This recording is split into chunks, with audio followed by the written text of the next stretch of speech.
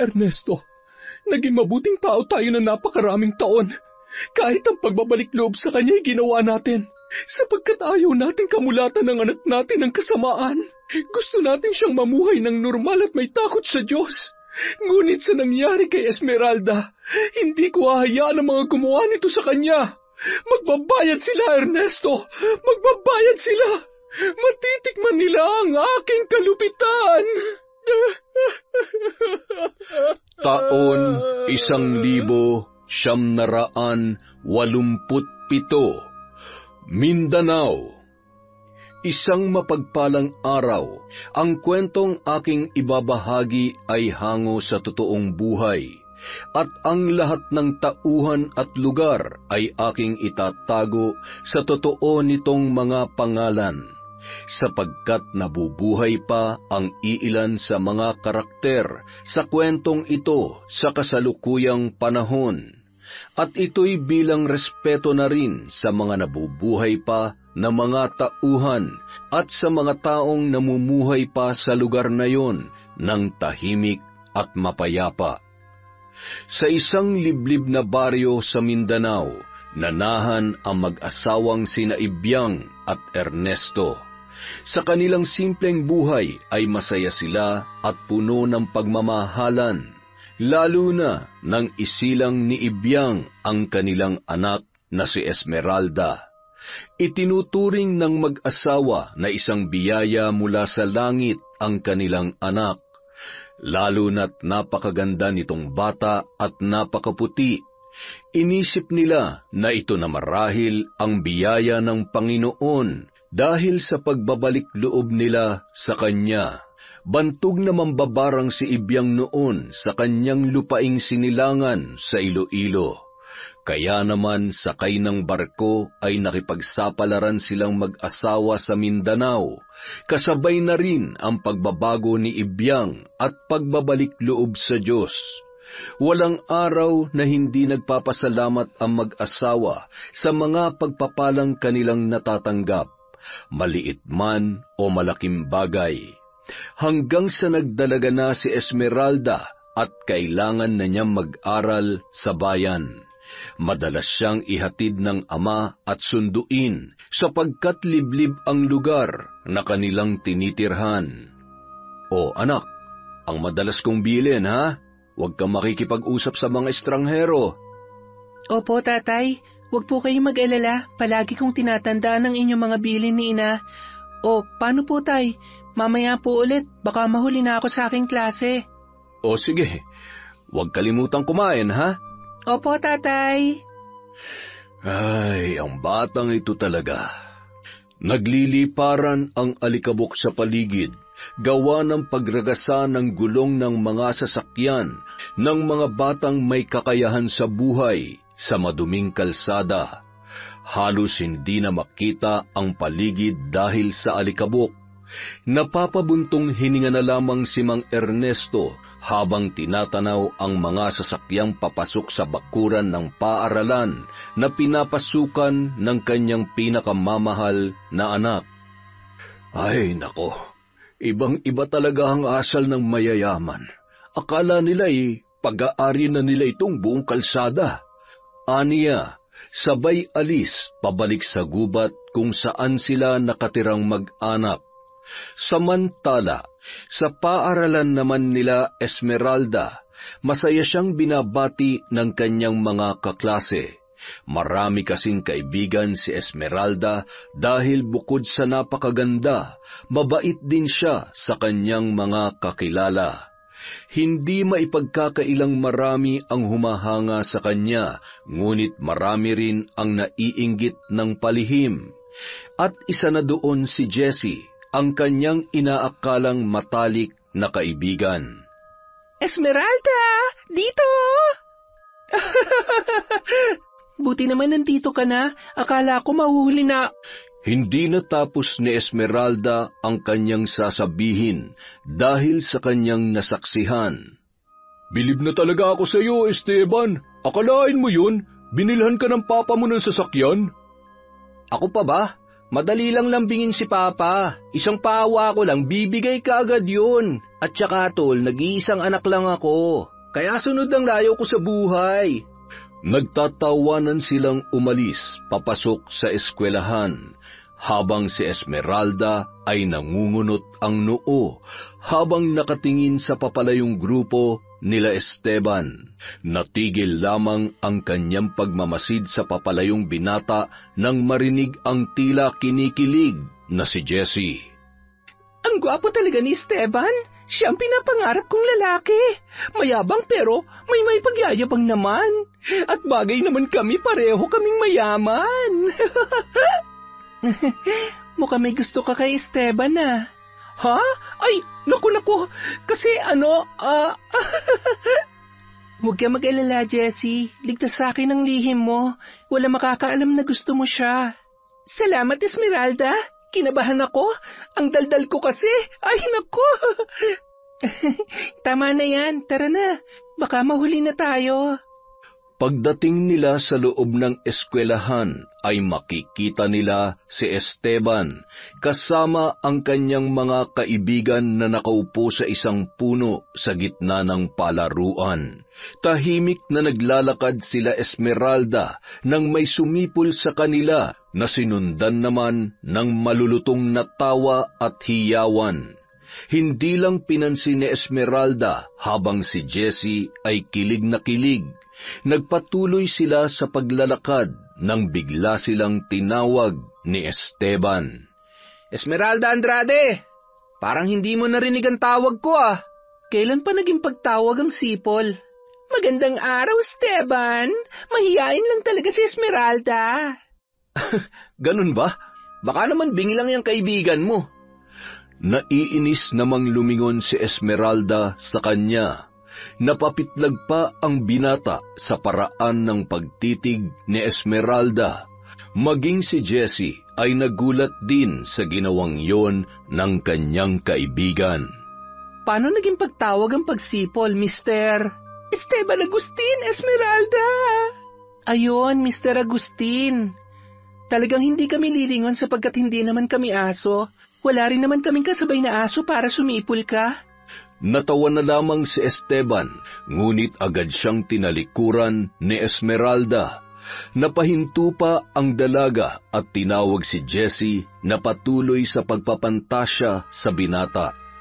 Napapailing na lamang siyang tinawag ang kaibigan na agad naman nitong ikinasunod kay Esmeralda.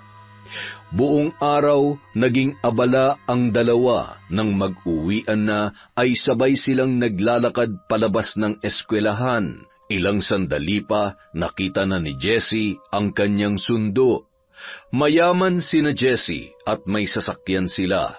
Madalas siyang ayain nitong sumabay na lamang sa kanya, ngunit madalas din niyang tinatanggihan, sapagkat susunduin naman siya ng kanyang ama.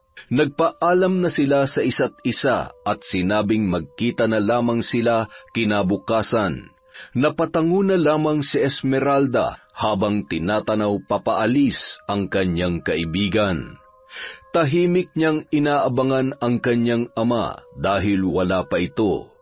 Nagtataka naman siya sapagkat ito ang unang pagkakataon na nahuli ang pagdating ng kanyang ama. Habang naghihintay siya ay narinig niya ang tunog ng sasakyan na paparating na sinasamahan pa ng mga hiyaw ng mga kabataang laki sa layaw. Malayo pa lamang ang mga ito ay napuno na ng alikabok ang daan. Bagay na ikinainis na lamang ni Esmeralda habang siya ay nananabi sa gilid. Nagulat na lamang siya nang huminto ang sasakyan sa kanyang harapan. Tinataboy niya pa ang mga alikabok na dulot noon. Miss Andrade, mukhang nag-iisa ka. Sumabay ka na sa amin. Saan bang bahay mo? Ihahatid ka na namin.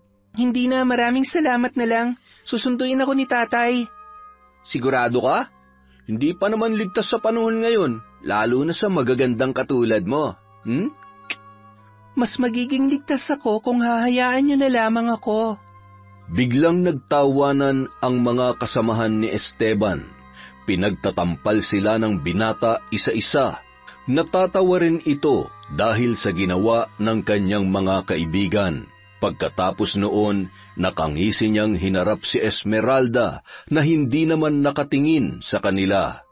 Ano, Miss Andrade? Hindi ka ba talaga sasabay? Kung hindi, mauuna na kami. Ikaw ang bahala. Ingat ka ha. Huwag kang aalis dyan hanggat wala ang sundo mo. Kita tayo bukas ha. At bigla nang pinaharurot ang sasakyan. Nakasunod naman ang 2 pang sasakyan na pag-aari ng kanyang mga kaibigan. Nakasimangot na sinundan ng tingin ni Esmeralda ang papalayong sasakyan nang makita niya ang kanyang amang nakatingin din kina Esteban. Nakangiti siyang kinawayan ang kanyang tatay at tumango naman ito sa kanya. Anak, ikaw ba'y binabastos ng mga kaklase mo sa paaralan? Tanong ni Aling Ibyang habang hinahanda ang kanilang hapunan. Nangunot naman ang noo ni Esmeralda sa sinabi ng ina na tila ba nalilito siya. Natigilan naman ang kanyang ina sa ginagawa nito at hinarap ang kanyang anak. Napabuntong hininga na lamang habang nakatingin kay Esmeralda. Nakita ka raw kasi ng tatay mo na kausap ang nag-iisang anak ng mga Agustin. Baka kako ay binabastos ka na nila. Napatingin naman si Esmeralda sa ama na kasalukuyang nagpapakain ng kanilang mga alagang hayop. Ito ang libangan ng kanyang ama kapag hindi ito nangangahoy at nilalakuyon sa bayan. Napangiti naman siya habang pinapanood yon na kinakausap ang mga alagang manok na parang mga tao. Hay nako, si tatay talaga, masyadong maalalahanin. Huwag kayong mag-alala, Nay, walang nambabastos sa akin. At saka, hindi ako papayag na may mambastos sa akin, no? Ang nakita ni tatay kanina, inalok ako ni Esteban na sumakay. Masyado raw kasing delikado para sa babayang umuwi mag-isa paghapon na. Pero anak, lagi mong tatandaan ang bilin namin ng iyong tatay, ha? Palagi siya nag-aalala sa iyo, kaya sana mag-iingat ka. Nay, kayo rin na nagsabi na lagi kong kasama ang Panginoon, kaya huwag po kayong mabahala. Ayaw ko kayong pinag-aalala ni tatay, kaya palagi ako nag-iingat. Napangiti naman si Aling Ibyang at ipinagpatuloy ang kanyang ginagawa. Si Esmeralda naman tinutukan na ang kanyang takdang aralin. Alam niyang nag-aalala ang kanyang ina, ngunit alam din niyang kasama niya ang Diyos araw-araw, kaya ligtas siya para sa kanyang pananaw. Kinabukasan, araw ng Biyernes, naging abala ang mga estudyante sa huling araw ng klase. 2 araw silang hindi magkikita at sigurado siyang magiging tambak din ang kanilang mga takdang aralin. Iba na kasi sa kolehiyo, mas mahirap siya sa sekundarya. Pasalamat si Esmeralda dahil isa siya sa mga napili ng paaralan na gawing iskolar. Matataas ang kanyang grado, kaya naman hindi nang hihinayang ang nagpapaaral sa kanya. Nakakapagod naman ang pagsusulit na yon. Hay nako, mas masarap pa rin ang high school, di ba Esmeralda? Hay nako, sinabi mo pa, Jessie. Hindi tulad ngayon, kailangan na talaga nating maging seryoso. Tama ka dyan. Halika doon tayo maupo. Pumwesto sila sa sementadong upuan at lamesa na nasa ilalim ng mga puno. Masaya pa silang nagkukwentuhan. Ang hindi nila alam, mayroong nagmamasid sa kanila. Nang makaupo na sila, ay agad na lumapit ang binatang si Esteban. Napakunot ang noo ni Esmeralda habang si Jessie ay halos mamilipit sa sobrang kilig nang makita ang binata. Kumusta na kayo, magagandang chicks? Ay, ikaw pala Esteban. Ayos lang kami eh. Nakangiting nakatingin si Esteban kay Jessie habang ang babae ay halos maihina sa sobrang kilig. Samantalang si Esmeralda naman ay nakakunot ang noo habang nakatingin sa kaibigan na kalaunan ay sinipa niya ang paa sa ilalim ng lamesa. Rico, bakit ba? Para kang tanga. Kumalma ka nga lang. Jessie, pakilala mo nga sa akin yung kasama mo. Sayang kasi. Maganda sana kaso Parang may pagkamasungit lang. Nagbago naman ang ekspresyon ng mukha ni Jessie, ngunit hindi siya nagpahalata. Napapangiti siyang tumingin kay Esteban, ngunit ang mga mata ng binata ay nasa nakasimangot na si Esmeralda nakatingin. Hay nako Esteban, hindi ko na kailangan ipakilala si Esmeralda sa'yo. Kilala mo na siya, ano ka ba? Hoy Esteban! Pasensya ka na, Jessie. Natulala lang kasi ako dahil sa kagandahan ng kasama mo eh. Nanlalaki naman ang mga mata ni Esmeralda habang si Jessie ay nakasimangot na hindi nakikita ng kanyang mga kasama. Lihim na naiinis dahil ang tipo niyang lalaking si Esteban ay tila si Esmeralda ang napupusuan. Pwede ba tigilan mo nga ako, Esteban? Hindi ako katulad ng ibang babae na nakikilala mo na kapag nakita ka, para nang inuusukan ng puwet. Mukha ngang kakaiba ka, Miss Andrade ah. Hindi ikaw yung tipo ng babae na madaling makuha sa isang kindat lang. Tama ba, Jessie? Ha? Oo, tama ka, Esteban. Hindi ko nga alam sa kaibigan ko kung bakit ganyan siya eh. Kasi kagalang-galang siya. Pwede ba tigilan mo nga ako? Halika na, Jessie. Ha? Ay sige, bye, Esteban! Hinablot ni Esmeralda papaalis si Jessie at tinanaw na lamang sila papalayo ni Esteban. Samantala, kinagabihan, may isang pusong sawi ang nababalot ng lungkot at pighati. Umaalingaw-ngaw sa loob ng kanyang silid ang pag-iyak na akala mo ay sawing-sawi.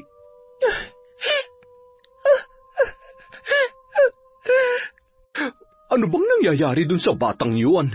Bakit pa siya iyak ng iyak? Jessie? Bakit ka umiiyak, anak? Nang makaakyat sa ikalawang palapag ng bahay, kumatok siya sa pinto ng kanyang anak na kanina pa umiiyak. Nang hindi ito sumasagot, ay tinawag niya ang kasambahay para hingiin ang susi ng silid ni Jessie. Dali-dali namang kinuha ito ng katulong. Natataranta pa nang marinig ang boses ng kanyang matapobreng amo. Elsa! Bilisan mo naman ang kilos mo, napakabagal mo! Mamamatay na lang ang anak ko sa loob ay hindi ko pa mabuksan ang pinto! Ay, eto na po, ma'am! Estupida! Iabot mo na lamang ay tatanga-tanga ka pa! Akin na! Masamang nakatingin si Elsa sa kanyang amo na binubuksan ang silid ng anak. Kailangan pa niyang magtiis para mapaaral ang kanyang pamangkin. Nagtsatsaga lamang siya sa pamilyang yon para mapagtapos ang kanyang pinag-aaral. Jessie, anak, ano bang nangyayari sa'yo? Mama, hindi niya ako gusto. Iba ang gusto niyang babae. Ha? Ay, sino ba yan? Si Esteban, Mama. Hindi ko kakayanin na may mahal siyang iba. Si Esteban? Yung anak ni Don Gustavo at Doña Amara? Ay nako, at sino naman ang babaeng natitipuhan niya? Muling napaiyak si Jessie. Agad naman siyang inalo ng kanyang ina at muling tinanong kung sino ang babaeng naging dahilan ng kabiguan ng pag-ibig nito kay Esteban. Jessie, anak, kung yang iniiyak-iyak mong bata ka, sinabi mo na sa akin kung sino, di sana'y magagawa na natin ang paraan ng problema mo. Sabihin mo sa akin kung sino't gagawa niya ni Mama ng paraan. Pero Mama, kaibigan ko po siya. Kung inaagaw ang pag-aari mo, anak, hindi mo kaibigan yon. At kung ang taong yon ay di nabibilang sa ating mundo, hindi kaibigan yon. Hindi natin pwedeng kaibiganin ang hindi nabibilang sa ating lipunang ginagalawan. Ano pong ibig niyong sabihin, Mama? Na hindi ka dapat nakikipagkaibigan sa mga hampas lupa, Jessie, dahil mga manggagamit sila. Kesa umiyak ka dyan, buti pa makipaglaro ka na lamang, anak. Makipaglaro, Mama? Ano pong ibig niyong sabihin? Kaibiganin mong lalaking gusto mo at siraan mo ang babaeng gusto niya. Pero Mama... Yan lang ang paraan para makuha mo ang gusto mong lalaki, Jessie. Pwera na lang kung gusto mo magpatalo at umiyak na lang hanggat kaya mo. Pag-isipan mong sinabi ko, anak. Naiwang tulala si Jessie, ngunit nasa bahagi ng kanyang puso na maaaring tama ang kanyang ina. Kung sa ganitong paraan niya makukuha si Esteban, ay handa siyang hamakin ang kahit na sinuman. Samantala, masayang naghahapunan ang pamilya ni Esmeralda nang may panauhin silang hindi inaasahan. Nagulat si Mang Ernesto sa kanilang bisita at ganoon din sina Esmeralda at Aling Ibyang. Magandang gabi po. Sino sila? Anong kailangan mo? Nandyan po ba si Esmeralda? Napatingin naman si Mang Ernesto sa nakakunot ang noo na anak. Ni walang kahit anong ekspresyon sa mukha nito habang palabas ng kanilang kusina. Ang makikita mo lang sa mukha niya ay ang pagkagulat sa presensya ng kanilang bisita. Magandang gabi sa iyo, Esmeralda. Anong ginagawa mo dito? Paano mo nalaman tong bahay namin? Tinanong ko sa pinsan ko, yung kaklase mo. Ang totoo niyan, siya dapat ang pupunta rito para ihatid tong takdang aralin nyo. Kaso, sumama ang pakiramdam niya kaya nakisuyo siya sa akin. Ang mabuti pa papasukin mo ang bisita mo, anak. Gulat namang napalingon si Esmeralda sa kanyang ina at makikita sa mukha nito na hindi niya gusto ang tinuran noon. Ngunit napangiti lamang si Aling Ibyang na nakatingin sa kanyang anak. Oo nga naman, mukhang malayo pa ang pinanggalingan ng kaibigan mong yan. Hindi ko po siya kaibigan. Mga mayayaman lang ang mga kaibigan niya. Grabe ka naman. Wala naman sa katayuan o estado ng buhay ang pakikipagkaibigan. Sige, para hindi ka na mainis. Eto na, yung notebook. Tapos aalis na rin ako. Pagpasensyahan mo na sana ang anak ko. Tumuloy ka muna't magkape. Pakiwari ko sa bayan ka pa nagmula. Napatingin naman si Esteban sa nakasimangot na si Esmeralda. Lihim na lamang na napapangiti ang binata sa inaasal ng dalaga. Mukhang hindi nga ito ang klase ng babae na madaling makuha o mapaamo. Isa itong kagalang-galang na dalaga. Nung gabi rin yun, nagsimula na ang pagkakaibigan nina Esmeralda at Esteban. Napatunayan nila pareho sa isa't isa na pareho silang mali sa unang pagkakakilala nila.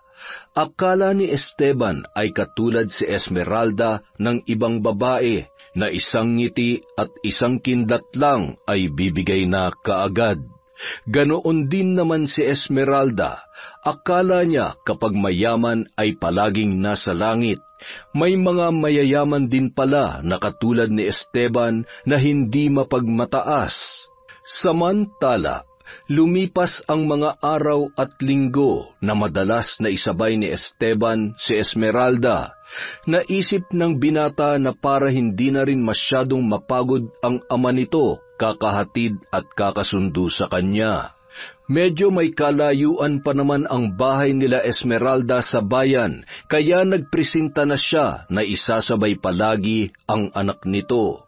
Nagpapasalamat naman si Mang Ernesto at Aling Ibyang kay Esteban sa kabutihan nito sa kabila ng kanilang magkaibang katayuan sa buhay. Tingnan niyo, si Esmeralda na ba tsaka si Esteban? Oo nga isang linggo ko nang napapansin na palaging sinasabay ni Esteban si Esmeralda Pero bagay naman sila, di ba? Pareho silang may magagandang muka. Natigilan si Jessie sa paglalakad nang marinig ang usapan ng mga estudyante. Isang linggo na rin siyang hindi nakikisabay kay Esmeralda. Kapag tinatanong siya nito kung anong dahilan, sinasagot niya lang parati na kailangan niya magseryoso sa pag-aaral dahil ang ilan sa kanyang mga subject ay mababa ang grado. Salamat, Esteban. Sinabi ko naman sa iyo, hindi mo na ako kailangang sunduin. Ano ka ba? Kabawasan din to sa gawain ng tatay mo. Tsaka sabi ko naman, di ba, para na rin ako naghatid ng nakababatang kapatid. O sige, mauna na ako ha. Magkita na lang tayo mamaya. Tumango na lang si Esmeralda. Napangiti naman ang binata at hinagod siya sa ulo na parang bata. Napasimangot pa siya't nagulo ang kanyang buhok na ikinatawa naman ni Esteban. Tumakbo na ito papalayo habang siya napapailing na hinatid ng tanaw ang papalayong binata. Nang akto na siyang aalis para pumasok sa klase ay nagulat siya nang pagharap niya ay masama ang tingin sa kanya ni Jessie. Napangiti naman siya at kinawayan ang kanyang kaibigan. Ngunit nagulat siya nang walang imik itong tumalikod sa kanya. Napakunot ang noo ni Esmeralda, ngunit hinabol niya pa rin yun. Jessie! Jess! Sandali! Teka lang! Ano ba? Bakit ba? Galit ka ba sa akin? Nung isang araw mo pa ako hindi pinapansin, may nagawa ba akong kasalanan sa'yo? Kung pakiramdam mo meron, baka nga. Jessie naman, ayoko ng ganito tayo. Hindi ako sanay. Isa pa, alam mo naman na ikaw lang ang nagtsatsaga na makipagkaibigan sa akin. Yun na nga eh. Ako lang ang nagtsatsaga na kaibiganan ng pobreng katulad mo. Pero anong ginawa mo? Trinaydor mo ko. Tama nga si Mama. Kayo mahihirap, manggagamit kayo. Napalingon ang ibang estudyante nang sumigaw si Jessie. Napatingin naman sa paligid si Esmeralda, kaya inalo niya si Jessie. Hihilahin niya sana ito sa lugar kung saan malayo ang mga tao, ngunit hinila ni Jessie ang kanyang braso, bagay na ikinagulat ni Esmeralda. Jessie, mag-usap tayo nang walang nakakarinig. Problema nating dalawa to. Bakit? Nahihiya ka? Nahihiya ka marinig nila na ahas ka na nagkukunwaring kaibigan? Ano bang sinasabi mo dyan, Jessie? Anong ahas? Anong pinagagalingan ng mga salitang yan? Tama ng pagkukunwari mo, Esmeralda. Akala ko pa naman iba ka sa lahat. Alam mo na gusto ko si Esteban. Lahat ng damdamin ko para sa kanya, alam mo. Sabi mo ayaw mo sa kanya, pero anong ginawa mo? Inahas mo siya sa akin. Mga agaw ka. Nasa ilalim pala talaga ang kulo mo. Ahas! Tama na, Jessie. Wala akong inaagaw sa'yo. Unang-una, hindi naman naging kayo. Ano? Napakakapal ng mukha mo! Akto niyang sasampalin si Esmeralda, ngunit nasanggayon ng dalaga na ikinagulat naman ni Jessie.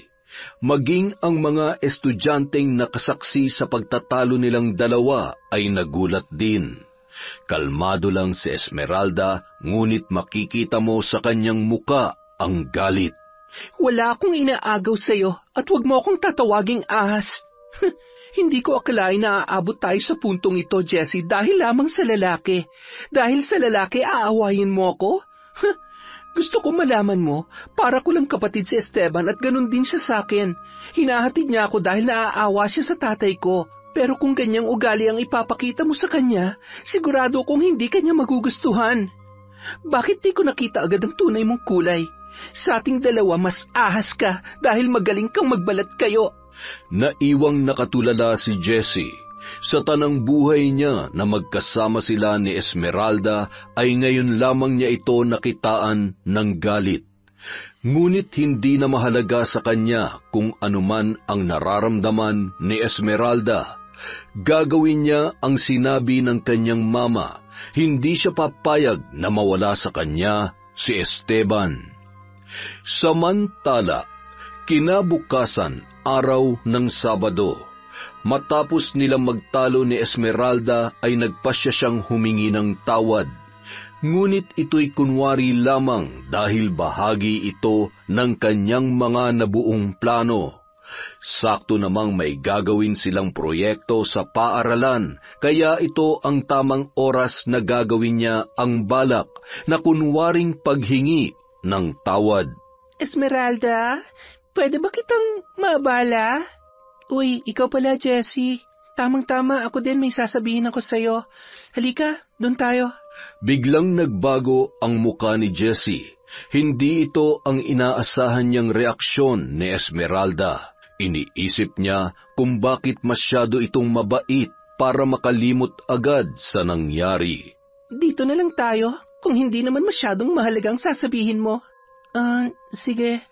Gusto ko lang sanang humingi ng paumanhin sa mga sinabi ko kahapon. Ah, ganun ba? Ako din may sasabihin. Gusto ko sanang Bigla niyang sinampal ang kanyang sarili. Nagulat si Esmeralda sa ginawang yon ni Jessie. Maging ang mga estudyante ay napalingon dahil sa pagsigaw ng dalaga. Nagulat naman si Esteban at agad na lumapit sa dalawa. O ano nangyari? Jessie, paano ka? Esmeralda, ano nangyari kay Jessie? Kung nagulat ka, Esteban, mas nagulat ako. Ano nangyayari sa'yo, Jessie? Bakit sinampal mong sarili mo? Ano akala mo sa akin, Esmeralda? Baliw? Para saktan ko ang sarili ko? Ikaw ang nagsabi niyan, hindi ako. Ganito ba talagang nagagawa ng pag-ibig? Maiwan ko na nga kayo dyan. Hinatid nilang dalawa ng tingin ang papalayong si Esmeralda. Habang si Jessie ay lihim na nakangiti, sa isip niya ito na ang simula ng pagkasira ng kanyang kaibigan. Gagawin niya lahat, mapasa kanya lamang si Esteban. Ayos ka lang ba, Jessie? Nagbago na talaga si Esmeralda. Hindi na siya katulad ng dati. Hindi na siya yung mabait na kaibigan ko.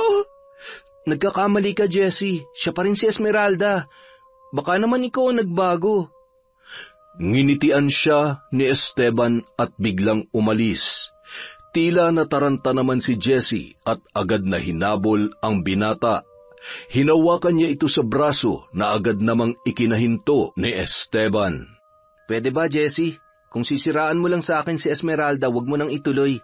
Dahil mas kilala ko siya higit sa pagkakakilala mo sa kanya. Ano ba talagang nagustuhan mo sa pobreng yon? Wala nga siyang yaman katulad ng sayo, pero mayroon siyang yaman na wala ka. Pagmamahal ng pamilya, Jessie. Lalong sumidhi ang galit ni Jessie kay Esmeralda hanggang sa dumating na siya sa punto na sukdulan na ang kanyang kasamaan. Pinadukot niya ito at ipinabugbog. Matindi ang paghihirap na ginawa ng mga inutusan ni Jessie kay Esmeralda. Dinala nila ang babae sa isang gubat. Nawalan ng malay noon si Esmeralda na nakahandusay sa damuhan.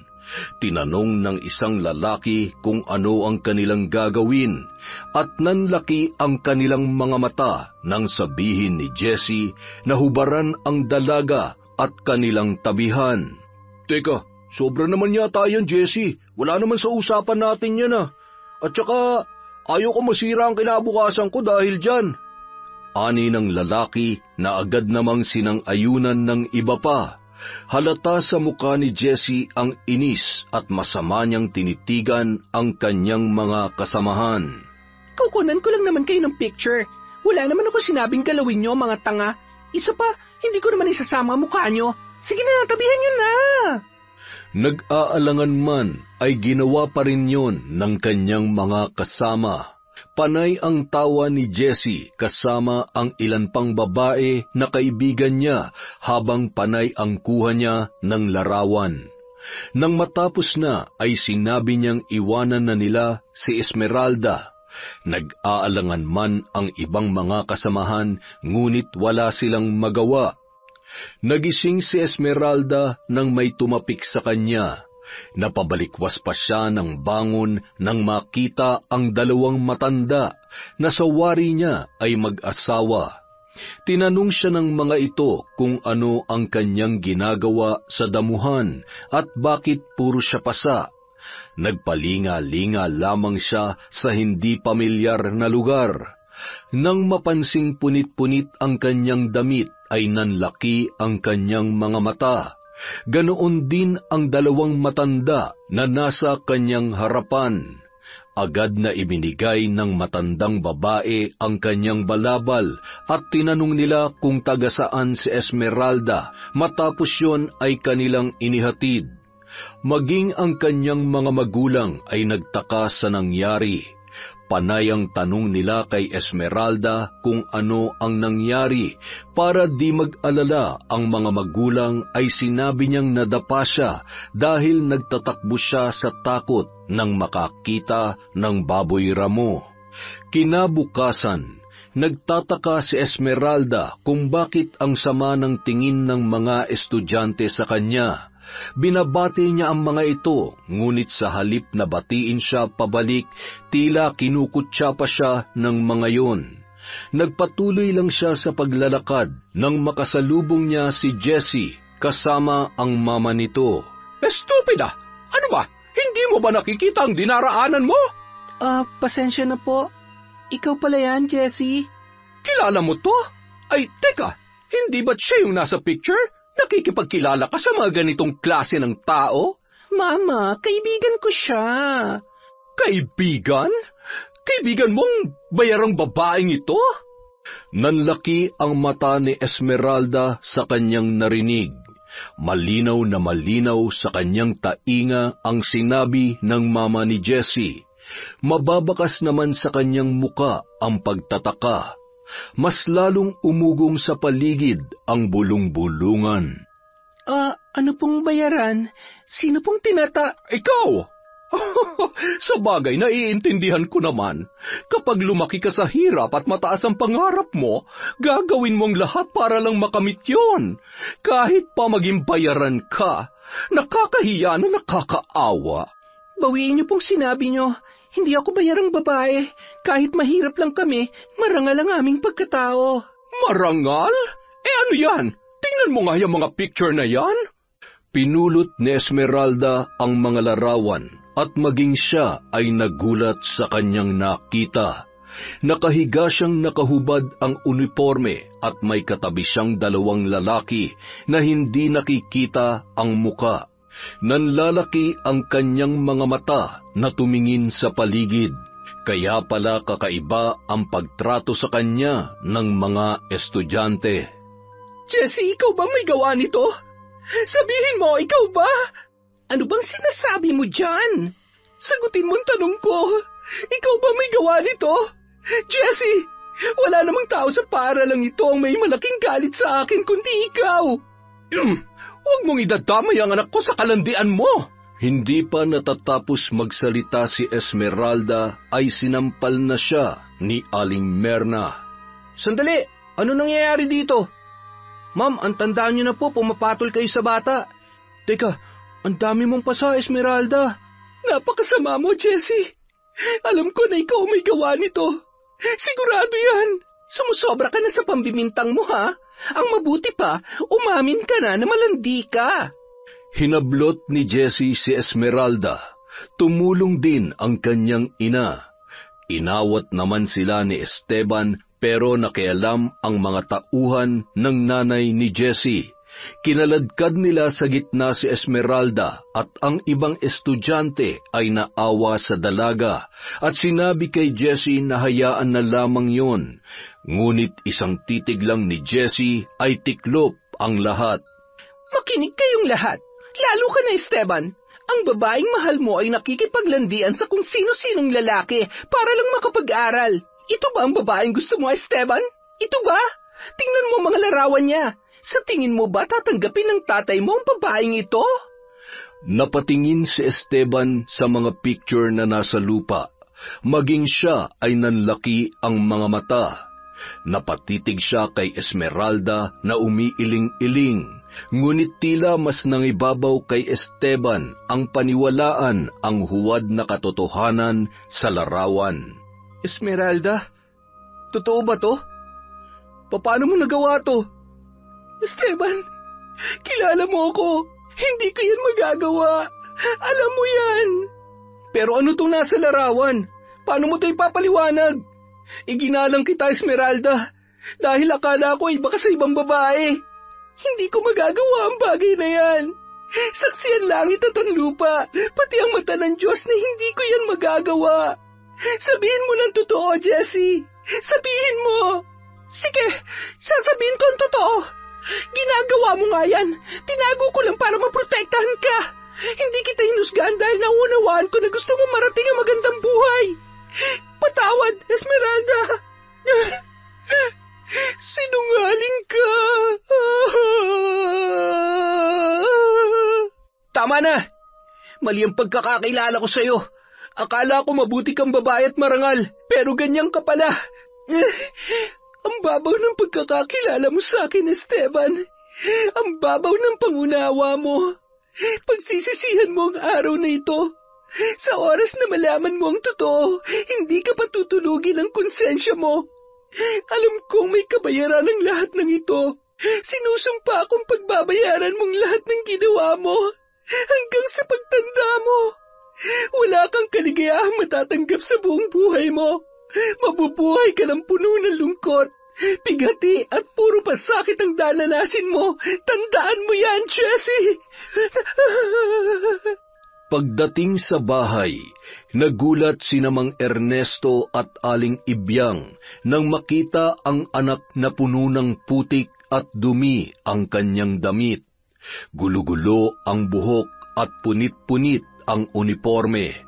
Napatakip ng kanyang bibig si Aling Ibyang, habang si Mang Ernesto naman ay dali-daling tumakbo, papalapit sa tila wala sa sariling naglalakad na si Esmeralda.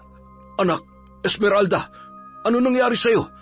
Bakit ganyan ang damit mo? Agad na tanong ni Mang Ernesto kay Esmeralda pagkalapit nito sa kanya. Ngunit walang imik lang na naglalakad ang babae, tila ba nagpipigil ng kanyang iyak. Nanatiling nakakuyom ang kanyang mga kamao at nanginginig na lalong nagpapakaba sa dalawang matanda. Anak, narito kami ng nanay mo. Sabihin mo kung ano nangyari. Napaupo si Esmeralda at nagsimula ng umiyak. Hinagod naman ng dalawang matanda ang kanyang likod at sinabing sila ay kanyang kakampi anuman ang mangyari. Nang marinig ni Esmeralda ang sinabing yun, ay umiyak na siya ng napakalakas. Napakasama nila. Magbabayad sila. Ang sasama nila. Magbabayad sila. Kinuha ni Aling Ibyang ang larawan na hawak ni Esmeralda at nanlaki ang kanyang mga mata sa kanyang nakita. Napatakip ng bibig ang ina habang si Mang Ernesto naman ay napakuyom ang mga kamay dahil sa galit. Magbabayad kayo sa pagsira niyo sa buhay ko. Alam ng Diyos na hindi ko ito magagawa, pero bakit hinayaan niya akong malugmok ng ganito? Bakit? Anak ko, Esmeralda, ano ba nangyari sa iyo? Magsalita ka. Anak, sino bang may kagagawan nito? Ano nangyari? Ibyang, hindi tayo papayag na basta na lamang ganito. Kailangan may gawin tayo. Ernesto, naging mabuting tao tayo ng napakaraming taon. Kahit ang pagbabalik loob sa kanya ay ginawa natin, sapagkat ayaw nating kamulatan ang anak natin ng kasamaan. Gusto natin siyang mamuhay ng normal at may takot sa Diyos. Ngunit sa nangyari kay Esmeralda, hindi ko hahayaan ang mga gumawa nito sa kanya. Magbabayad sila, Ernesto. Magbabayad sila. Matitikman nila ang aking galit. Sandali lang, Ibyang. Hindi ito ang tamang paraan. Magsumbong tayo sa mga pulis, sa mga kinauukulan. Masakit man, Ernesto. Ngunit walang batas at hustisya para sa ating lahat sa buhay. Ang hustisya ay para lang sa mayayaman, sa kung sino ang nasa itaas. Magbabayad ang may gawa nito. Ipaparanas ko sa kanya ang tindi ng paghihirap. Naririnig ko ang hinaing at sumpa ng iyong anak, Erneng. Ibibigay ko ang kanyang kahilingan kahit na mapunta pa ako sa impyerno. Alam ko, mauunawaan ng Diyos ang puso ng isang ina, katulad ng pagbibigay niya ng puso niya sa atin bilang ating ama. Ibyang, asawa ko. Esmeralda. Kinagabihan, ginawa na ni Aling Ibyang ang kanyang ritual para sa kanyang mga abyan o saluguron na 17 taong mahigit niya nang itinatago. At dahil sa kasamaan ng ugali ng iba, ay muli niyang binuhay ang natutulog na dyablo sa kaibuturan ng kanyang pagkatao. Nagsuot siya ng damit at balabal na itim, nagsindi ng mga kandilang itim at pinatayo sa sahig na hugis bilog. Sinilip muna niya ang mag-ama sa labas. Nakahiga at tulala si Esmeralda, habang si Mang Ernesto naman nakaupo sa gilid ng papag at hawak ang kamay ng nag-iisa nilang anak. Napatingin si Mang Ernesto sa kanyang asawa. Nababalot ng lungkot ang kanyang mga mata. Alam niya na ayaw na sana ni Aling Ibyang balikan ang masamang gawain na pambabarang. Ngunit sa pagkakataong ito ay wala na siyang magagawa. Napatangong isinara ni Aling Ibyang ang pinto. Ito ay para harangan ang kabutihang nagnanais sirain ang kanyang gagawin. Alam kasi niyang mananalangin ang kanyang asawa at ayaw niyang makapasok ito sa loob ng silid. Nakita pa niyang napayuko si Mang Ernesto bago tuluyang isinara ang pintuan. Diyos ng kadiliman, pakinggan ang aking dalangin. Bigyan mo ko ng kapangyarihan para parusahan ang mga taong nanakit sa aking anak. Panginoon ng kadiliman, dinggin mo ang iyong abang lingkod. Umusal ng panalangin hindi maintindihan si Aling Ibyang, at tila ba sumasabay sa hangin ang kanyang panalangin habang siya ay nakadipa. Umihip pa ang malakas na hangin kasabay ng kanyang nakakatakot na orasyon. Sino mang nanakit sa aking anak, tanggapin mo ang pahirap na kanyang hiniling. Damhin mo ang pasakit at ipagkaloob ang kanyang sumpa. Iluluwa mo ito tuwing sasapit ang 6:00. Dadamhin mo ang hirap hanggang sa sumapit ang nakatakdang panahon. Namayagpag ang hangin sa kalupaan. Maririnig ang tawa sa malaking bahay ng mga sanwakin.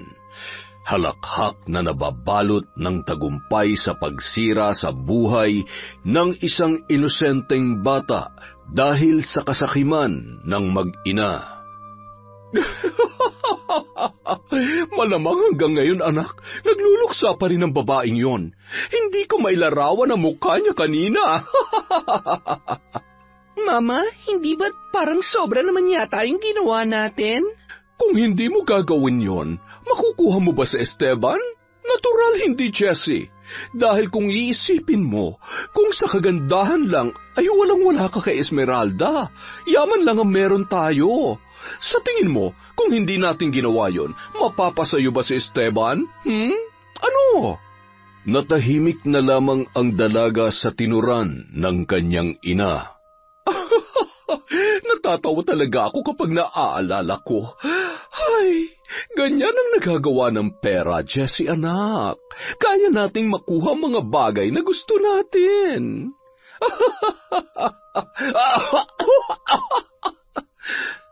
Ayos ka lang ba, Mama? Hinagod ni Jessie ang likod ng kanyang ina. Ubo yun ng ubo hanggang sa sumakit ang kanyang tiyan. Medyo nag-aalala na si Jessie sa nakikita niya sa kanyang mama, lalo na nang makita nitong nagsusuka na ito na halos iluwana ang kanyang bituka. Mama, ano nangyayari sa'yo, Ma? Ador! Ador! Nasaan na ba yung driver na yun?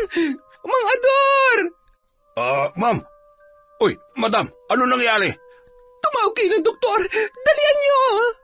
Aalis na sana si Mang Ador nang magsuka si Merna ng mga sinulid. Nanlaki ang mga mata ni Mang Ador habang si Jessie naman ay napapasigaw. Napatingin sa orasan ang driver. 6:00 na.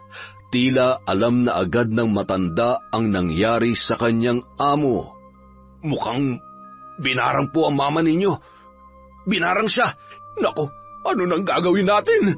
Nanlaki ang mga mata ni Jesse sa sinabing yon ng tsuper. Ngunit mas lumaki ang kanyang mga mata nang makita kung gaano kahaba ang isinusuki ni Merna na sinulid. Natapos lamang ito sa pagsusuka nang sumapit na ang 7:00 ng gabi. Agad nilang tinulungan tumayo ang kanyang mama at inihiga sa kama. Mabilis siyang nagpatawag ng doktor para sumuri sa kanyang ina. Samantala, 1 buwan nang hindi nakikita si Esmeralda sa kanilang paaralan. May bahagi ng puso ni Esteban na nag-aalala. Hindi niya alam, ngunit may bahagi sa utak niya na pinagsisisihan niyang hindi muna pinakinggan ang dalaga. Samantala sa bahay nila Aling Ibyang, gumagawa siya ng mga gamot na gagamitin para sa kanyang pambabarang. Tuturuan niya ng leksyon ang sinumang nanakit sa kanyang anak na si Esmeralda. Nanatili pa ring tahimik ang kanyang anak at walang kibo. Ang dating masayahing bata ay naging malungkutin na. Aking alaga, maglakbay ka, alupihan ko. Alamin mo kung sino ang babaeng tinamaan ng aking kulam. Magtungo ka sa bayan. Sabihin mo sa akin ang kanyang pangalan. Sige na, humayo ka. Pinakawalan ang alupihan at muling nagdasal ng nakakatakot na orasyon. Tila sumasabay sa hangin ang kanyang boses. Diyos ng kadiliman, pahirapan mo ang halangang kaluluwa. Nais kong makaramdam siya ng sakit ng tiyan na halos hindi niya nakakayanin. Anumang dinanas ng aking anak ay doblehin mo. Dinggin mo ang panalangin na nagsusumamong ina. Daranasin niya ang parusang ito hanggang sa hilingin niya na ang kanyang kamatayan. Nagkagulo ang tahanan ng mga San Joaquin nang binulabog ng malakas na sigaw ni Merna. Dali-dali namang pumunta si Jesse sa silid ng kanyang ina. Walang doktor ang makapagsabi kung anong klaseng sakit ang dumapo sa matanda, kaya sinukuan na nila ito. Ayaw din naman magpatingin ng ginang sa albularyo dahil umano ayaw na ayaw niyang mahahawakan siya ng kahit na sinong hampas lupa. Nagulat si Jesse na nagsusuka na naman ang kanyang ina, ngunit puro itim na parang putik ang inilalabas nito. Mama! Mama! Ay, naku po, Diyos ko! Ano nangyayari? Teka, Mama! Mga Dor, tumawag ka ng albularyo! Nasa ganung tagpo si Jesse nang dumating si Esteban kasama ang pamilya nito. Maging sila ay nagulat din sa nasaksihang kaganapan. Sinabi ng ama ni Esteban na magpatawag ng doktor. Sabi ni Jesse, nakailang doktor na sila, ngunit walang nakakaalam sa sinapit ng ina. Kaya nagpatawag siya ng albularyo. Natigil lamang ang kanilang usapan nang sumigaw na naman si Merna. Dali-dali silang pumasok sa silid at halos himatayin ang ina ni Esteban sa kanyang nasaksihan na halos naliligo na sa putik ang matandang babae. Mama! Samantala, sa bahay nila Aling Ibyang, Halika, mahal kong alaga. Ngayon, ibulong mo sa akin kung sino ang taong tumanggap ng aking parusa. Tanong niya sa inutusang alupihan. Mababakas sa kanyang muka ang saya nang malaman kung sino ang taong nanakit sa kanyang anak. Ang dating maamong muka ni Aling Ibyang ay nawala na. Animoy dyablo na siya kung ngumiti. Ang kanyang mga mata ay hindi na kasing ganda nung siya ay nagbalik loob sa Diyos. Ang iyong kasamaan na magpapahamak sa iyo. Gisingin mo ang diablong natutulog sa katawan ko. Damhin mo ang bagsik ko, ang bagsik ng paghihiganti ng isang ina. Sa tuwing sasapit ang 6:00, hindi lang sinulid ang isusuka mo. Itinaas niya ang bote at inilagay ang mga bubuyog. Maririnig ang tawa sa loob ng silid ni Aling Ibyang. Samantala si Mang Ernesto naman ay naiiyak na nakayakap sa kanyang anak na si Esmeralda. Tila nawala sa sarili si Esmeralda, nakangiti ito na parang may sinasariwa. Ngunit iiyak din na akala mo ay may naaalalang mapapait na karanasan. Hindi alam ni Mang Ernesto kung saan siya nagkulang sa Panginoon, ngunit ganun pa man, alam niyang may rason ang lahat. Diyos ko, Amang mahabagin, patawarin mo kung nagkulang kami. Patawarin mo nawa ang aking asawa. Nagagawa niya lamang ito sapagkat siya'y nasaktan dahil sa sinapit ng aming anak. Kaya gusto lamang niya maghiganti.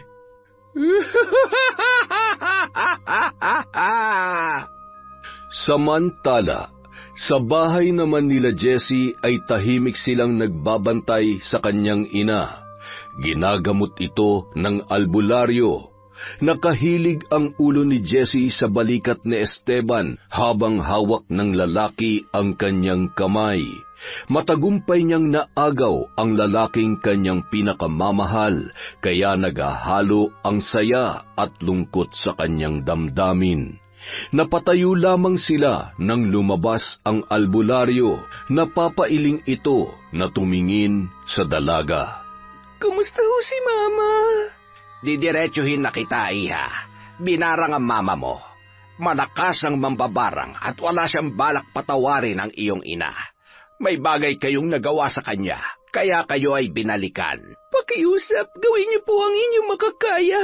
Pagalingin niyo ang mama ko. Babayaran ko po kayo kahit na magkano. Iha, kung ang barang ay nagmumula sa inggit, madali lamang yung gamutin. Nakagawa ng kasalanan at kasamaan ng iyong ina, kaya siya ay binabarang ngayon. Mabubuting tao ang mga sinaktan ng mama mo. Paghingi ng tawad ang mabisang gamot. Gayunpaman, gagawin natin ang lahat ng ating makakaya. Sige, babalik ako bukas. Gagawa ako ng gamot ngayon. Ay, naku po, Diyos ko. Sino naman na magpapabarang sa aking ina? Huminahon ka. Huwag ka masyadong magpapapaniwala sa mga ganun. Isa pa, hindi naman totoo ang barang. Totoo yun, iho. Isipin ninyong mabuti kung sino nagawan nyo ng kasalanan. Magaling na albularyo si Mang Gaston. Kilala niya ang mga mambabarang dito kaya nasabi niyang mabuting tao ang mga yon. Malamang po ay nagrabyado sila ng inyong ina, Ma'am Jessie. Naiwang walang imik sina Jessie at Esteban. Ang mga magulang naman ng binata ay nakikinig lamang. Nasa ganoon silang tagpo nang sumigaw na naman si Merna. Nagkatinginan pa sila at dali-daling pumasok sa silid. Nang buksan nila ang pinto ay nagsigawan sila sa dami ng bubuyog. Hindi nila alam kung saan nanggaling ang mga yun, kaya agad na binuksan ni Esteban ang mga bintana. Napatakip ng bibig si Jessie nang makitang sa bibig ng kanyang ina lumalabas ang mga bubuyog kasabay ng sinulid. Mama, Diyos ko po, ano nangyayari? Huwag ka mag-alala, Mama. Gagaling ka. Sino mga taong yan? Si Esteban at ang kanyang pamilya, Mama. Mama, kailangan lakasan mo ang loob mo. Hindi ko kayang mawala ka, Mama. Tinawag ng kanyang ama si Esteban. Hinagod muna ng binata ang likod ng kasintahan at sumunod sa kanyang magulang. Umalis na tayo. Ayokong madamay pa tayo sa nangyayari sa buhay nila. Marahil totoo nga ang sinabi ng katulong nila na masama ang ugali ng mag-inang yan, kaya binarang. Halika na. Pero Papa, kailangan ako ni Jessie. Sabi ko halika na. Wala nang pero-pero. Sige na, Esteban. Sundin mo na ang papa mo. Lumabas ang magulang ni Esteban nang hindi nagpapaalam kay Jessie. Nananatiling nakatayo si Esteban nang tawagin siya muli ng kanyang ama. Napalingon siya kay Jessie at sinabihang siya ay babalik. Ihahatid lamang niya ang kanyang mga magulang. Napatango naman sa kanya ang dalaga. Mama, sa tingin ko si Esmeralda. Humingi na po tayo ng tawad sa kanila at aminin natin ang totoo. Nahihibang ka na ba? Hindi tayo hihingi ng tawad. Hayaan mo na lang ako mamatay kesa humingi ng tawad sa mga hampas lupang yon. Pero Mama, hindi rin po ako magiging masaya kung mawawala kayo sa buhay ko. Jessie, anak. Mama, pakiusap. Hindi na makapagsalita pa si Merna dahil panay ang kanyang pagsuka ng sinulid. Hindi naman tumitigil sa pag-iyak si Jessie habang nakikitang nahihirapan ang kanyang ina. Nakapagpahinga lamang ito nang sumapit na naman ang 7:00 ng gabi. Nakatulog yun ng mahimbing, dala ng matinding pagod. Pinagmasdan ni Jessie ang kanyang ina. Nangayayat na ito at namumutla. Hindi na ito ang kanyang dating mama na maganda at sopistikada. Ngayon ay parang butot balat na lamang si Aling Merna. Kinabukasan, muling bumalik ang albularyo para gamutin ang ina ni Jessie. Natutulog pa ito nang siya ay dumating. Pinapasok naman ni Elsa si Mang Gaston. Si Jessie ay naghahanda na para pumasok sa paaralan at susunduin ni Esteban. Habang naghahanda ang dalaga, ay naririnig niya ang sigaw ng kanyang ina mula sa silid nito. Kaya naman dali-dali siyang nagtungo sa kanyang mama. Naabutan niyang nakatayo lang sina Mang Gaston at Elsa habang pinagmumumura ng kanyang ina. Mama, tama na po. Sabihin mo sa akin, sino ang hampas lupang yan? Mama, siyang gumagamot sa inyo. Gumagamot? Ang hampas lupang ito? Ay nako, mamamatay na lamang masama pa rin ang ugali. Doktor ang kailangan ko, hindi ang kung sino-sinong hampas lupa. Palayasin mo yan ngayon din. Mama! Natahimik si Aling Merna. Maging ang palabas na sanang si Mang Gaston ay napahinto at napalingon kay Jessie. Habang ang dalaga ay nagpipigil ng kanyang galit at nakakuyom ang kanyang mga kamao sa gilid ng kanyang mga hita. Kasalukuyan silang nasa ganoong tagpo nang biglang dumating si Esteban. Tama na, Mama! Tama na! Walang doktor na makakagamot sa'yo. Lahat sila sumuko na. Bunga lang to ng pagkakasala natin, Mama. Hanggat hindi ka humihingi ng tawad, hindi ka gagaling. Manahimik ka, estupida! Anong kasalanan ang sinasabi mo? Kay Esmeralda, Mama. Yung ginawa natin sa kanya. Nanlaki ang mga mata ni Esteban nang marinig ang sinabing yon ni Jessie. Pumasok siya na ikinagulat ni Jessie at maging ng kanyang ina. Napaiyak si Jessie nang makitang mababakas sa mukha ni Esteban ang matinding galit at pagtatanong. Totoo ba yung narinig ko? Jessie, ano yung ginawa ninyo? Bago pa man makapagsalita si Jessie, ay sumigaw na si Merna. Nanlaki ang mga mata ni Jessie nang makitang lumolobo ng hugis bilog ang balat ng kanyang ina. Maging si Esteban ay nagulat din sa kanyang nakita. Agad na lumapit si Mang Gaston sa ginang at dali-daling ginamot ang lumolobong balat ni Aling Merna na namumula at tila puputok na. Samantala, sa bahay naman ni na Esmeralda ay tila mayroong natutuwa sa nangyayari sa ina ni Jessie. Ito na ang pighating hinahangad ng anak na maramdaman ng kanyang dating kaibigan.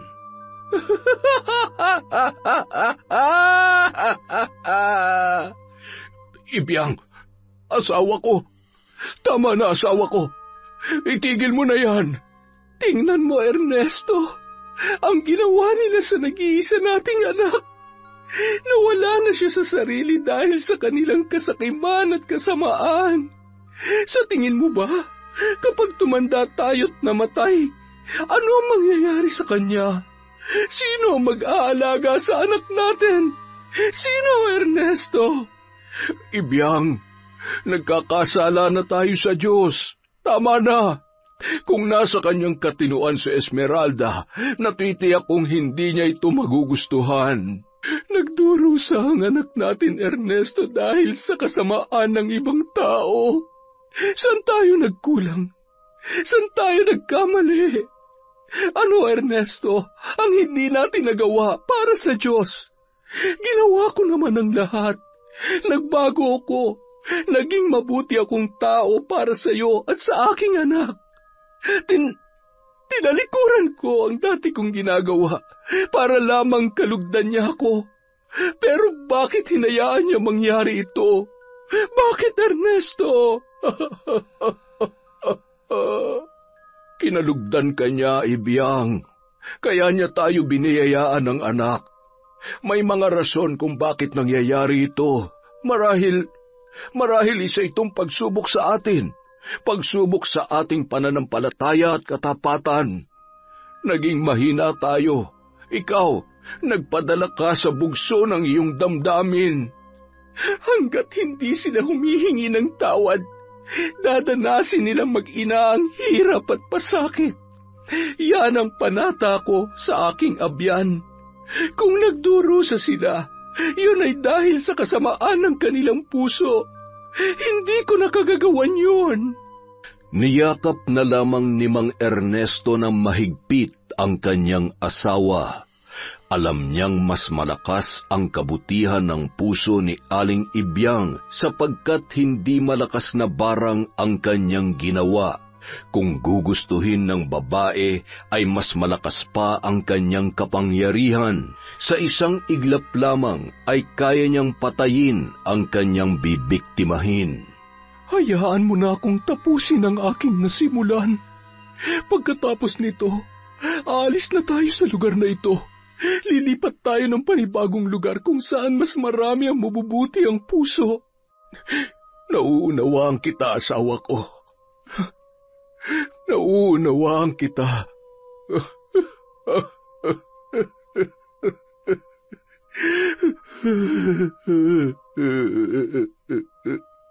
Samantala, sa bahay naman ng mga San Joaquin, bumugso ang galit ni Esteban para kay Jesse. Hindi niya lubos akalain na magagawa ni Jesse ang bagay na yon. Sinira nito ang maganda nilang pagkakaibigan ni Esmeralda. Hinusgahan niya ang dalaga na di man lang inaalam kung ano ang katotohanan. Esteban, nagawa ko lamang yun dahil mahal kita. Lintik na pagmamahal yan, Jessie. Ang sama ng pagmamahal mo. Ilang demonyo bang sumapi sa'yo para sirain mo ng gano'n si Esmeralda? Mabuting tao ang kanilang pamilya. Mga taong walang ibang hangad kundi ang mamuhay ng marangal at mapayapa. Nagagalit ka sa akin dahil sa kanya. Nagagalit ako sa iyo dahil demonyo ka. Kayo ng mama mo, kaya kayo pinarurusahan dahil sa kasamaan nyo. Sasagot pa sana si Jesse nang biglang sumigaw ang kanyang ina. Nanlaki ang mga mata niya nang pumutok ang mga lumulobong balat. Mas nagulat sila dahil umuusok pa yon na tila binuhusan ng asido. Panay ang sigaw ni Merna habang si Gaston ay panay ang tapal ng mga halamang gamot para maibsan ang hapdi na nararamdaman ni Aling Merna. Ngunit pinagtatapon lang yon ng babae at pinagsisipa si Gaston, kaya naman ito ay natumba. Mama, ano ba? Sinabi ko na palayasin mo na ang paslupang ito. Doktor ang kailangan ko. Wala nang ang doktor na gustong gumamot sa inyo, Mama. Wala na. Si Mang Gaston na lamang ang makakagawa ng paraan o ang paghingi natin ng tawad sa ginawa nating kasalanan. Hindi ko gagawin yan. Kung ganon, mas mabuti pang hilingin mo na lamang na ikaw ay mamatay na. Nanlaki ang mga mata ni Jessie, pati na rin ang iba nilang mga kasamahan dahil sa kanilang narinig. Ngunit seryoso ang muka ng albularyo sa kanyang tinuran. Bawiin yung sinabi niyo. Hindi, dahil yun na lang ang tanging paraan para matapos na ang paghihirap niya. Nawala sa katinuan ng dalagang inyong sinira. Naging miserable ang kanyang buhay. Ang dating dalagang masayahin ay wala na sa kanyang katinuan. Dahil sa kasakiman at kasamaan ninyo. Tulungan mo na lamang ang mama mong mamatay. Tutal hindi rin naman sa langit ang kanyang punta. Mukhang nagkamali si Esmeralda na pagbigyan ng pag-ibig ko. Dahil ang sabi niya sa akin, mahal mo daw ako. Minahal kita, Jessie, at nagpasya kong ituring na lang na kapatid si Esmeralda. Sapagkat pareho kaming walang kapatid. Pero nagkamali ako. Demonyo ka pala. Esteban, sandali! Buntis ako! Dinadala ko ang anak mo! Ngunit hindi na siya pinakinggan pa ng binata at nagtuloy-tuloy ito sa paglabas. Napaupo si Jessie at humagulgol ng iyak. Ang katulong naman at ang driver ay lumabas na at tila walang pakialam sa kanyang nararamdaman. Napatingin lang siya nang makitang sumisigaw ang kanyang mama dahil sa hapdi. Ngunit sa halip na maawa ay mas bumugso ang inis niya sa ina dahil napakatigas ng puso nito. Wala na tayong magagawa, Mama. Tiisin mo na lang ang hapdi. Gusto mo yan kaya tiisin mo. Masyadong matigas ang puso mo. Kaya pagdusahan mo yan. Estupida! Yan pang igaganti mo sa... Hanapin mo na lamang ang gumawa nito sa akin at ipapatay mo! Mama, sukdo lang na yung kasamaan mo. Kahit mapatay mo ang gumawa sa iyo niyan, wala nang magbabago. Hindi ka ba natatakot sa Diyos, Mama? Masyado ka mapagmataas. Samantalang nung hindi ka pa napulot ni Papa, isa ka rin namang bayarang babae. Manahimik ka. Wala kang utang na loob. Bakit? Kung hindi kita kinuha ng bata ka pa, di sana hindi ka ganyan ngayon. Anong ibig niyong sabihin, Mama? Hindi kita tunay na anak. Anak ka ng papa mo sa kanyang kirida. Pero ganun pa man, minahal at binigyan kita ng marangal na buhay. Napaupo si Jessie dahil sa kanyang narinig. Nagsisigaw si Merna dahil muling lumobo ang kanyang balat at pumuputok na nagdudulot ng hapdi. Pagsapit ng 6:00 ay muling nagsusuka ng sinulid si Merna na sinasabayan ng maraming bubuyog. Dali-daling binuksan ni Jessie ang mga bintana, saka lamang niya napagtanto na magtatakip silim na pala. Napalingon lang siya sa kanyang mama nang sumigaw ito. Nanlaki ang kanyang mga mata nang makita ang mga uod na di niya alam kung saan nanggaling. Samantala, nagtungo naman si Esteban sa bahay ni Mang Ernesto. Kasalukuyan noong nagpapakain ng manok ang matanda habang si Aling Ibyang naman ay inaalagaan si Esmeralda.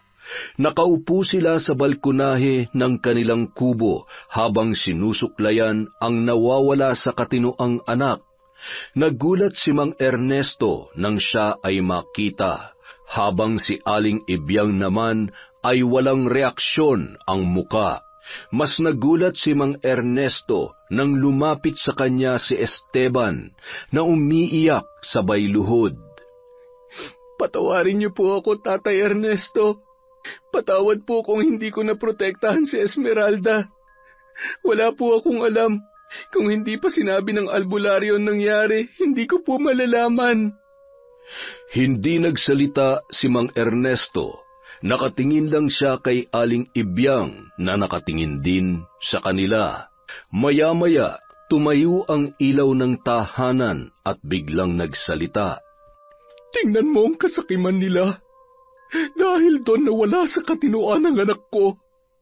Mahirap lang kami pero marangal ang aming pagkatao. Dito namin piniling manahan sa liblib na lugar na ito sapagkat ayaw namin makasakit ng iba.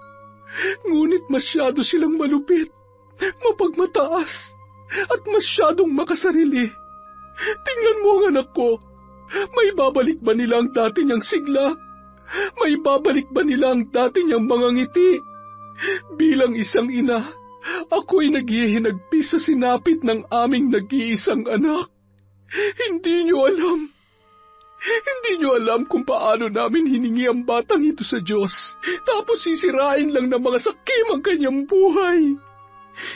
Nay, pinagsisisihan kong naniwala ako sa kanila. Alam po ng Diyos na nagsisisi ako. Nay, pakiusap bigyan niyo ako ng pagkakataong makausap si Esmeralda. Nagsusumamo po ako, Nay.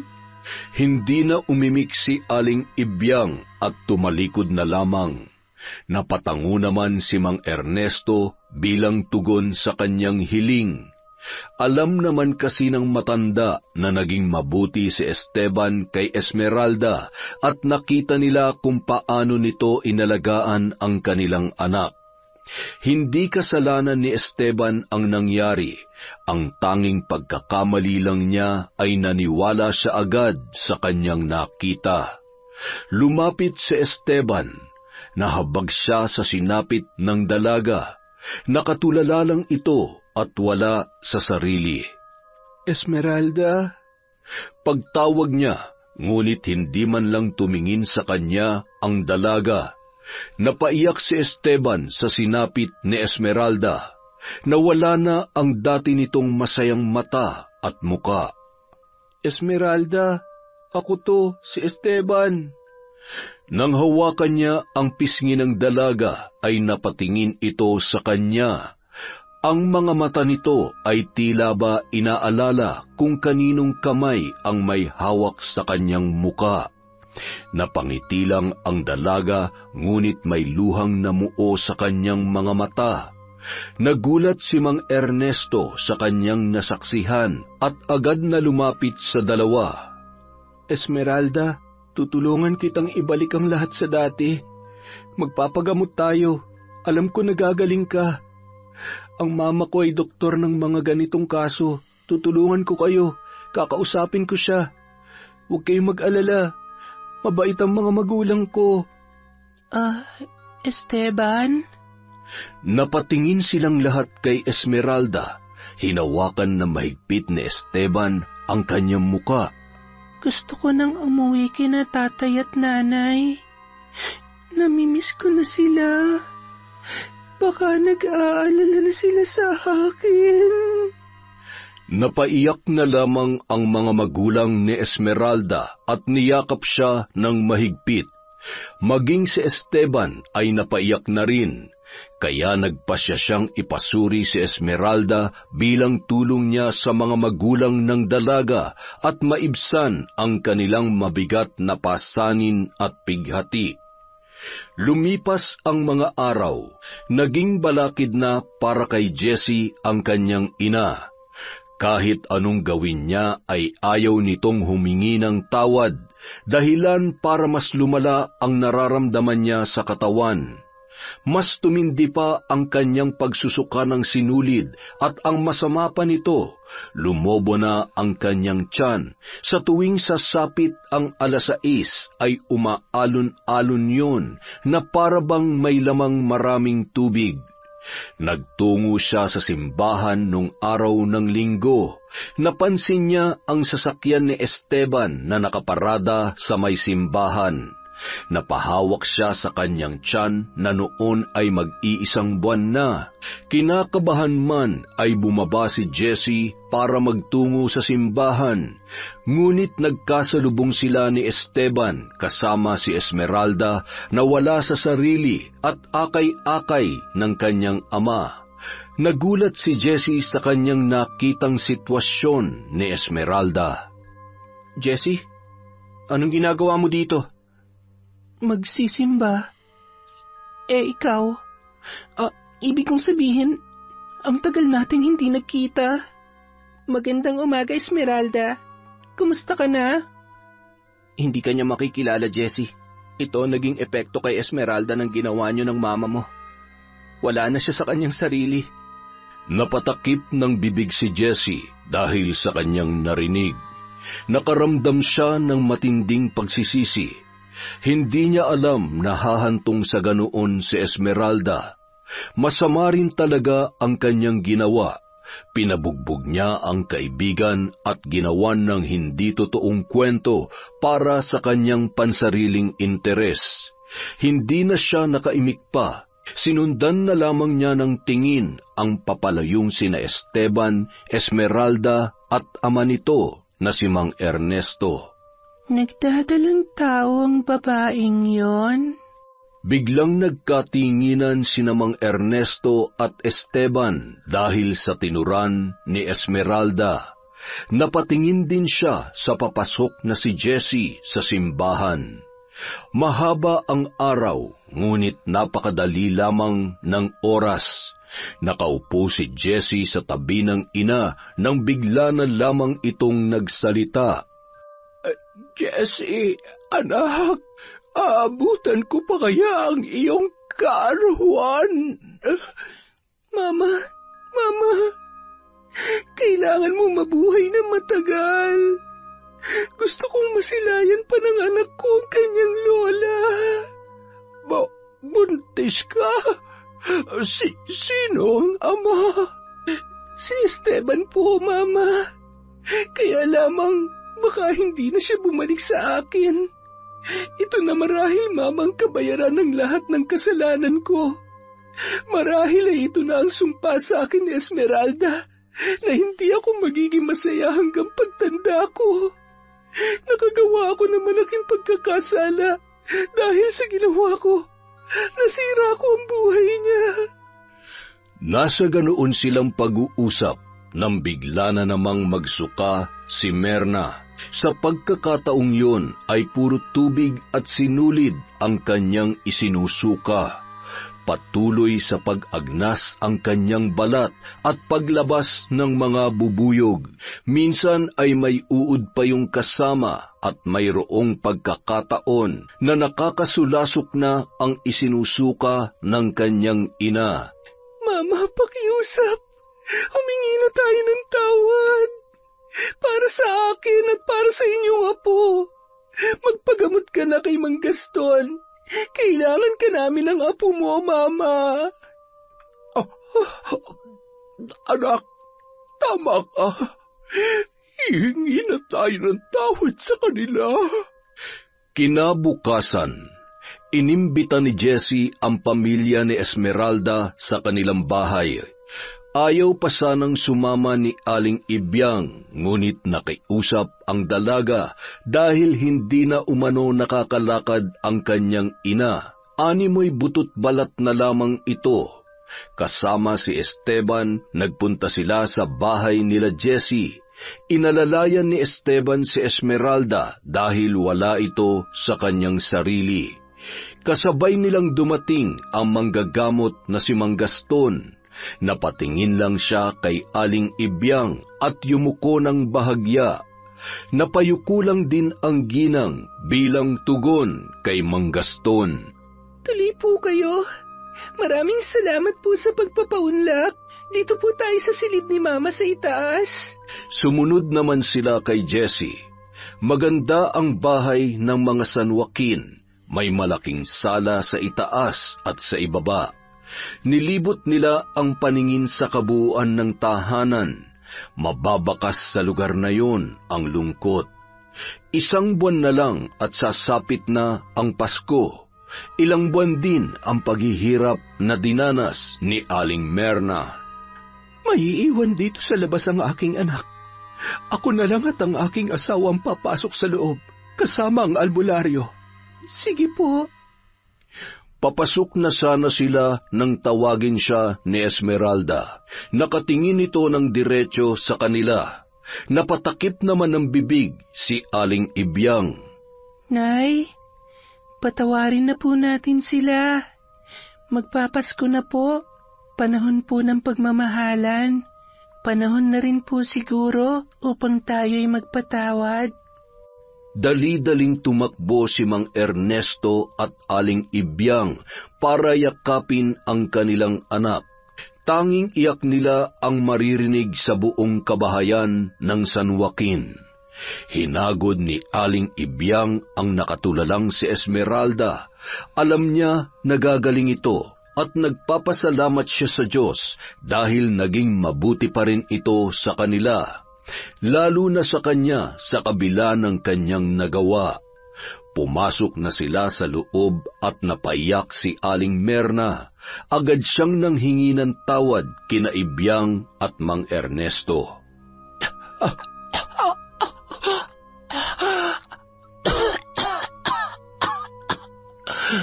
Alam kong malaki ang pagkakasala ko. Patawarin niyo sana ako.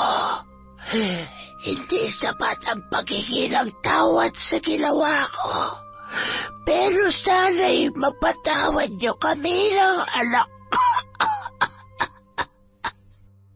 Sa Panginoong Diyos ka humingi ng tawad. Nang sa ganun ay amin ka ring mapatawad. Pagsapit ng 6:00, isasagawa natin ang panggagamot. Sumapit na nga ang nakatakdang oras nang magsimula ng magsuka si Merna. Ginamot siya ni Mang Gaston habang inaalis ni Aling Ibyang ang kanyang mga itinanim. Inalis niya ang sinulid at ang mga bubuyog. Ngunit laking gulat niya nang magsuka ito ng uod at lumobo ang kanyang tiyan. Napatingin siya sa tiyan ni Merna. Napatingin siya sa mga uod at kay Gaston. Napatingin din ang albularyo sa kanya. Hindi ako may gawa nito. Hindi ako humantong sa ganito. May iba pang mambabarang na sumabay sa ginagawa ko. Kung ganoon, sa tingin mo, sino? Taong mas matindi ang galit. Ilang taon niya na yung kinikimkim. Mukhang naririto siya. Naintindihan ni Mang Gaston ang kanyang sinabi, kaya agad na ipinatawag nito si Elsa. Nagkunwari namang nagtataka ang babae, ngunit diniretso siya ni Aling Ibyang. Huwag mong isadlak ang buhay mo sa nagliliyab na apoy. Naroon na ako. Madilim, mainit at walang humpay na paghihirap. Dalisay ang Panginoon. Nakikita niya ang iyong paghihirap. Habang maaga, itigil mo na. Alam kong laging masama akong amo, Elsa. Patawarin mo na ako. Pero gusto kong malaman mo na nagpapasalamat ako na hindi mo ko iniiwan. Nagagawa ko lamang yun dahil sa pagmamahal ko kay Jessie. At natatakot akong mawala siya. Alam ko na ikaw ang kanyang ina. At alam ko, ikaw ang minahal ng aking asawa. Patawarin mo na ako. Napatayo si Jessie nang malaman ang totoo. Napuno ng luha ang tahanan ng mga San Joaquin ng mga sandaling yun. Nagkapatawaran, humingi ng tawad at muling nangibabaw ang pagmamahalan. Delikadong barang ang ginawa ni Aling Elsa, ngunit sa tulong ni Aling Ibyang at Mang Gaston ay natanggal din ito. Nung mga oras na yon ay nangibabaw pa rin ang kapayapaan. Sa paglipas ng panahon, nagpatuloy naman ang gamutan ni Esmeralda hanggang sa bumalik na siya sa katinuan. Ikinasal sina Esteban at ang kanyang kasintahan na si Jessie. Muling naging matalik na magkaibigan ang dalawa. Sa bahay naman nila Jessie, nagtrabaho si Aling Ibyang kasama ni Aling Elsa at mabait na si Aling Merna. Taon 1,088.